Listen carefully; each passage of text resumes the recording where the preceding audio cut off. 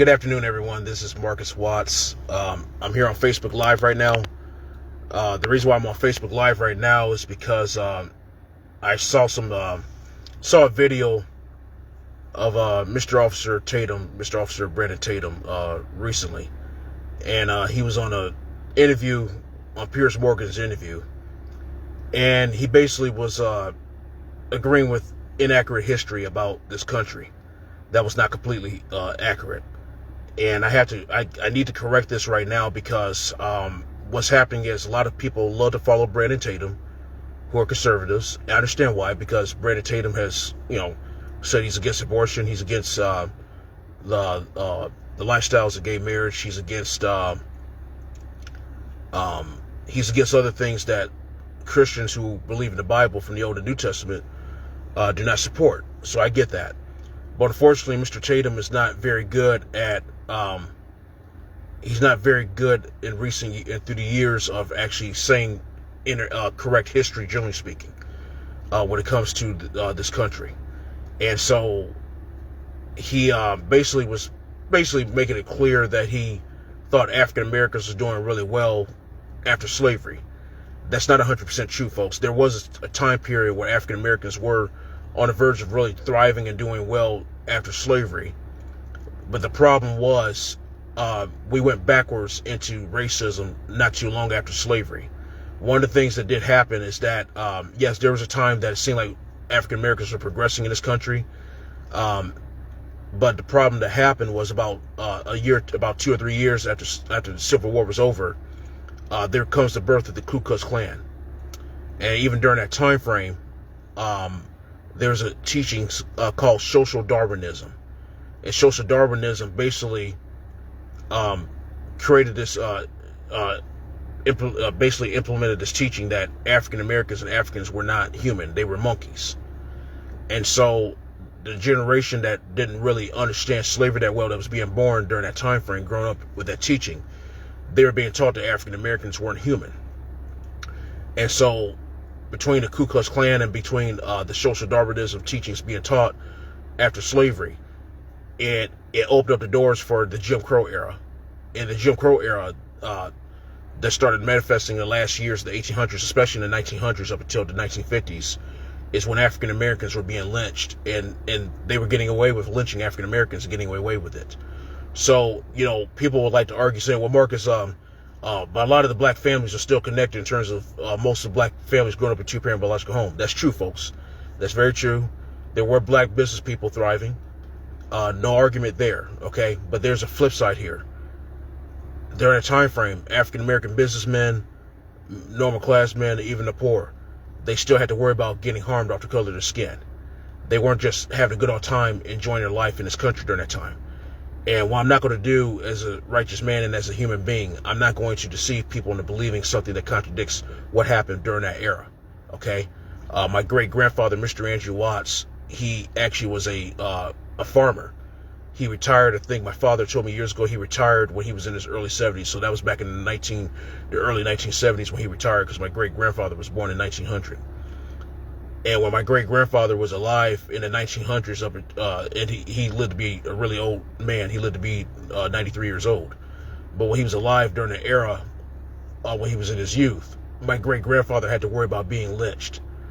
And he had to be concerned about my grandfather, my dad's father, and his my great uncle, my grandfather's brother, and his sisters, older sisters and younger sisters. They had to worry, and my great grandmother, they had to worry about being lynched every day. Not every blue moon, folks, every day.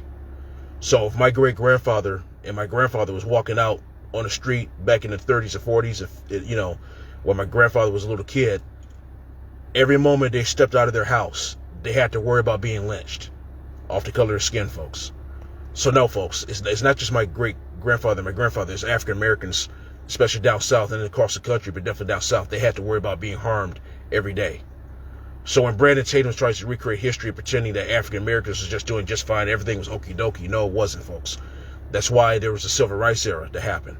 That's why during the last decade of the Jim Crow era, you had Thurgood Marshall, who became the first black Supreme Court judge later on, but when he was a lawyer, you had Thurgood Marshall winning the Brown versus the Board of Education case.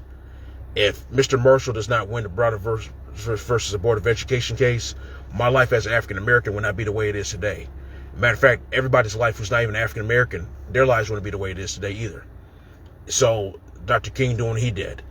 And one thing Brandon Tatum also said, agreed on, was that the late Reverend King was a horrible person. Okay, well, because of him committing adultery and other things. Okay, well, there's a problem here, folks. If Mr. Tatum really believes that the late Dr. King was a horrible person, then why is he supporting, how come through the years he supported Mr. Donald Trump, who's been married 3 times, who was not faithful to his first wife and his third wife, and all of his marriages, except for the last marriage, just end up in divorce. And there's evidence that he cheated on his first wife, and evidence he cheated on his third wife. Why did Brandon Tatum tell everybody to support Mr. Trump if he thinks Dr. King, the late Dr. King, was a horrible human being off of what he did? But Mr. Trump has done all these crazy things that's not African American. I want y'all to see that pattern there, okay? And so the thing is, we got to be so careful how we deceive folks into believing a lie that contradicts reality. It's like he brought up Black Wall Street. That's true. Black Wall Street was thriving, and Mr. Tatum did tell the truth on that part, that Black Wall Street was thriving. But there's only one problem. When Black Wall Street was thriving, guess what happens? Racists got jealous of Black Wall Street. They destroyed Black Wall Street. It was white racists. That wasn't black on black racism, folks. That was Caucasian racists, not the ones who weren't racist, the ones who were racist. They destroyed Black Wall Street. Okay? I want to remind people of those things. So we have to be so careful how we are when we listen to these folks online, because there's folks online that will say something that's not true about history. Okay? I hope that Officer Tatum will come around and truly have a stronger walk with Christ and start saying accurate information that actually happened in this country, because it's very dangerous. Because what's happening is these young people who's coming up behind us, that could be our kids, if they hear him saying these things, they'll be deceived into thinking that everything was okie dokie for African Americans during the Jim Crow era. No, it wasn't, folks. If you want to talk about most of the black fathers and black mothers still being in the home back then, that is true. No argument there. But was African Americans thriving social-wise in this country as far as not having to worry about being harmed off the color of their skin? No. They were not thriving during that time when it came to that, folks. They were still separate bathrooms. African Americans in different parts of the country, especially down south, they couldn't go inside a public restroom if it says whites only. So if it was really that glamorous for black people back then, that we wouldn't have had the civil rights era. We wouldn't have had to worry about Mr. Marshall winning the Brown versus Board of Education, folks. Got to keep that in perspective, okay? There wouldn't have been a 1964 Civil Rights Act. That wouldn't have happened, folks. So we got to be so careful when we're saying things that's not true about history. We got to continue to make sure we're telling the truth about history that we do have together, that we know is true about history, okay? Anyway, y'all have a blessed day. I'll talk to y'all later, and I just want to correct that today, and I'll talk to y'all soon. Bye.